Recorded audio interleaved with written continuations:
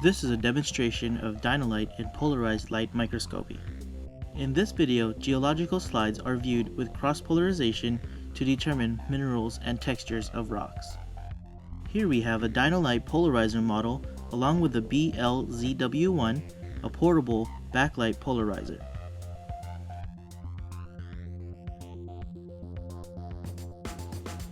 With these two tools, we are then able to achieve cross-polarization with amazing results.